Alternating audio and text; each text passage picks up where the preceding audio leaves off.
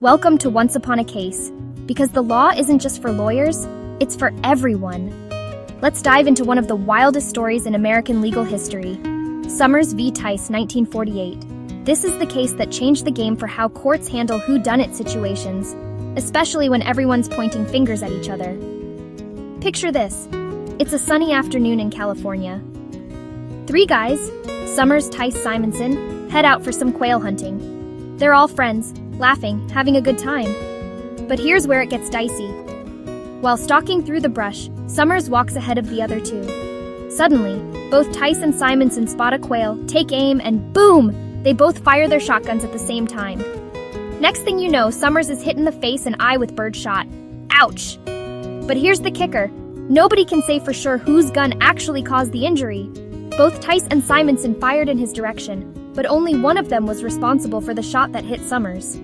Now you might think, well, if we can't prove which one did it, Summers gets nothing, right? That's what Tice and Simonson argued in court. But the California Supreme Court wasn't having it. They flipped the script. The court said, hold up. If both of you were negligent and you both created the risk, you both can be held responsible, unless you can prove it was the other guy. That's huge.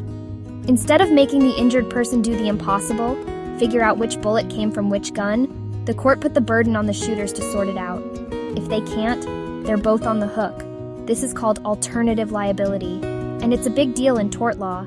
It means that when two or more people act carelessly, and it's clear one of them caused the harm, but we can't tell who, they can both be held liable. It's fair. It's practical. And it makes sure injured people aren't left out in the cold just because the evidence isn't crystal clear. So next time you're out with friends, maybe don't all fire at once. But if you do, remember Summers v. Tice. It's the case that made sure justice doesn't get lost in the crossfire. Thanks for hanging out with me. If you enjoyed this landmark case, hit that subscribe button, and I will see you in the next legal story.